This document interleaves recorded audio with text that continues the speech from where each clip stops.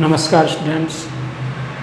बाल विद्या मंदिर senior secondary school खत्रीपुरा Nagaur की ऑनलाइन क्लासेज में आपका स्वागत है। हम कक्षा 9 का अध्याय 2 पढ़ रहे थे, जिसमें हमने पिछले कालांश में कक्षा में पढ़ा था विलयन के बारे में, विलयन के प्रकार और विलयन के गुण और उसके उदाहरण के बारे में पढ़ा था। आज हम विलयन के प्रकार पढ़ेंगे। सांद्रता के आधार पर विलयन के प्रकार। विलयन के प्रकार सांद्रता के आधार पर।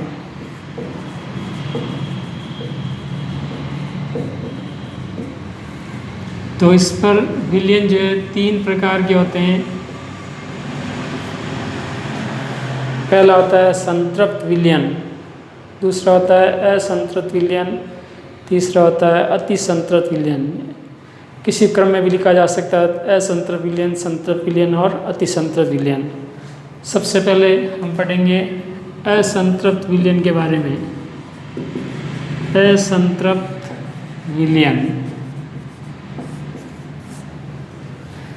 पहले हमने पढ़ा था विलयन के 2 भाग, विलय और विलयक।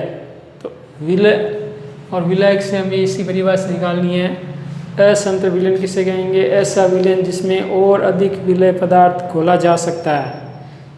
जैसे हम पानी के गिलास में एक छोटा चम्मच शक्कर डालते हैं तो घुल जाती है, और 1 चम्मच और डालते हैं वो भी घुल जाती है। तो वो असंतृप्त विलयन है। जब तक कि विलय पदार्थ यानी शक्कर, चीनी जो भी घुल रही है तो वो असंतृप्त विलयन होता है। तो परिभाषा क्या होगी? ऐसा विलयन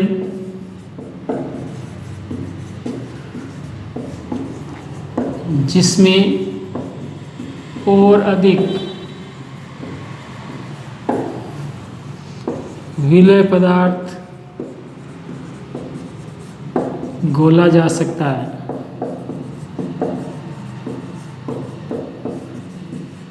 उसे असंतृप्त विलयन कहते हैं।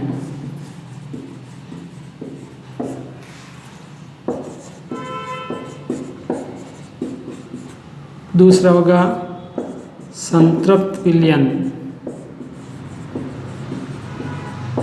इस परिभाषा में यहाँ नहीं लिख देंगे तो परिभाषा आ जाएगी संतृप्त विलयन। ऐसा विलयन जिसमें और अधिक विलय पदार्थ नहीं घोला जा सकता है, इसे क्या कहेंगे? संतृप्त विलयन। ठीक है, तो परिभाषा क्या होगी? ऐसा विलयन जिसमें और अधिक विलय पदार्थ घोला जा सकता है, घोला नहीं जा सकता,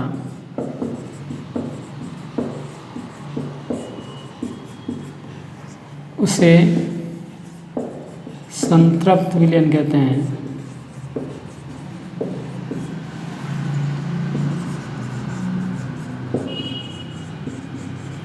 यानी जिसमें जितना घुल सकता है वो पूरा हो गया है, तो उसमें और अधिक विलय नहीं घोला जा सकता, वो संतृप्त विलयन होता है।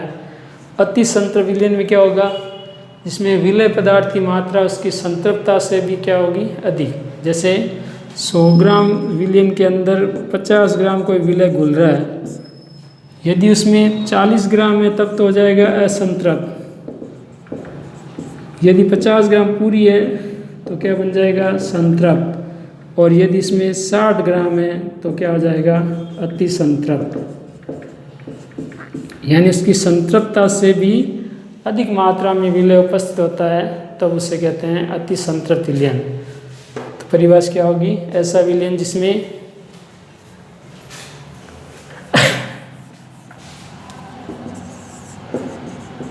अति संतृप्त विलयन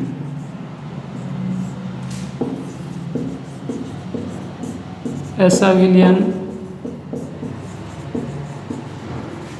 जिसमें विलयन की संतृप्तता से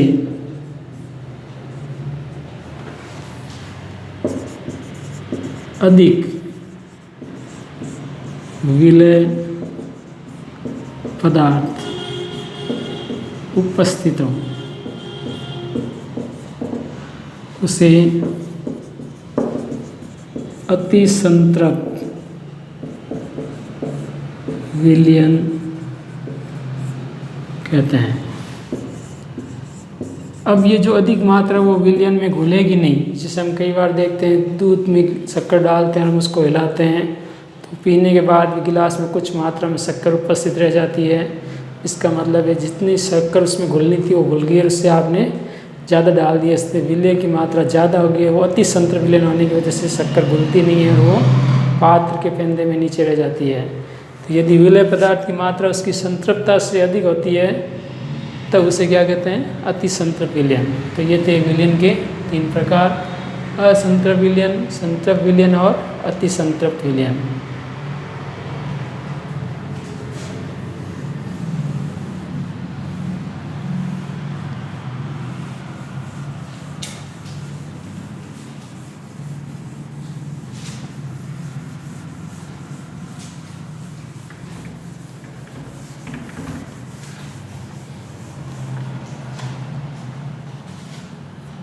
अब हम बढ़ते हैं सांद्रता। अभी हमने कहा था ना सांद्रता, तो सांद्रता क्या होती है? सांद्रता होती है निश्चित ताप पर विलय के निश्चित आयतन में उपस्थित विलय पदार्थ की मात्रा को, निश्चित ताप पर विलय के निश्चित आयतन यानी 1 लीटर में कितना पदार्थ घुल सकता है अधिकतम, वो उसकी क्या होती है? सांद्रता। परिभाषा होती है निश्चित ताप पर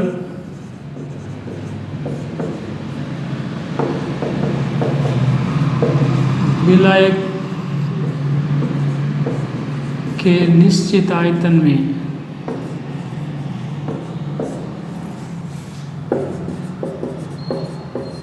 आयतन कह दीजिए या मात्रा कह दीजिए, विलय या घुले हुए विलय पदार्थ की मात्रा को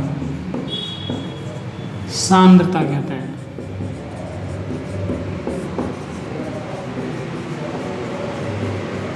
सांद्रता का मात्रा क्या होता है?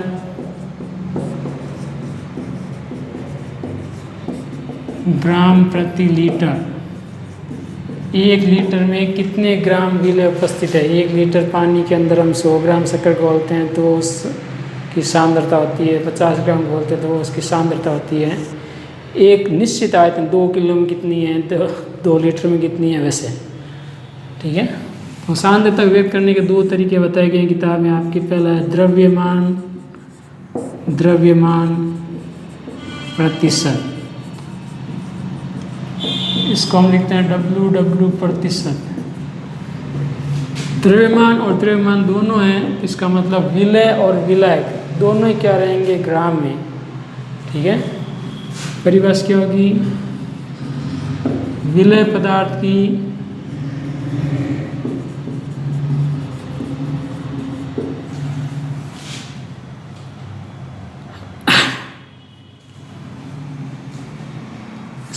है ना 100 ग्राम विलायक में उपस्थित विलय पदार्थ की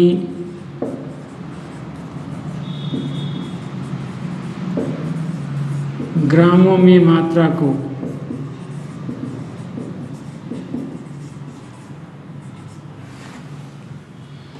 द्रव्यमान प्रतिशत कहते हैं, या W/W प्रतिशत कहते हैं। दोनों ही ग्राम में होंगे, विलय भी ग्राम में और विलय भी किस में रहेगा? ग्राम में। सूत्र क्या बनेगा? द्रव्यमान प्रतिशत बराबर विलय का द्रव्यमान, वो भी किस में रहेगा? ग्राम में, बटा विलायक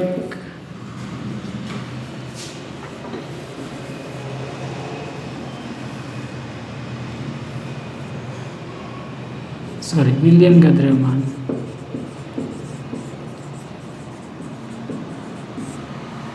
वो भी किस में रहेगा, ग्राम में।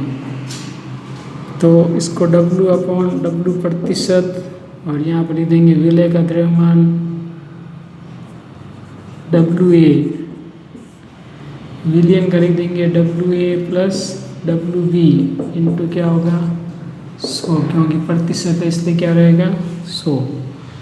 तो इस सूत्र से हम आंकिक सवाल कर सकते हैं गणित के। यहाँ विलियन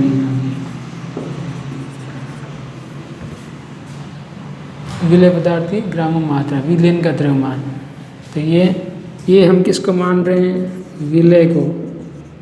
बी किसको मान रहे हैं, विलायक। सवाल कैसे आता है, 20 ग्राम NaCl को 80 ग्राम जल में घोला गया है, तो W/W प्रतिशत ज्ञात करो। हमें क्या दे रखा है, WA का मान दे रखा है 20 ग्राम, WB का मान दे रखा है 80 ग्राम। क्या ज्ञात करना है, W/W प्रतिशत। सूत्र क्या लगेगा, W/W प्रतिशत बराबर WA/WA प्लस WB इंटू 100। मान लगा देंगे 20/20 प्लस 80 इंटू 100, क्या हो जाएगा 20/100 इंटू 100, 100 से 100 कट जाएगा 20%। इस प्रकार से गणित के सवाल होंगे इसमें। आज के लिए इतना ही, धन्यवाद।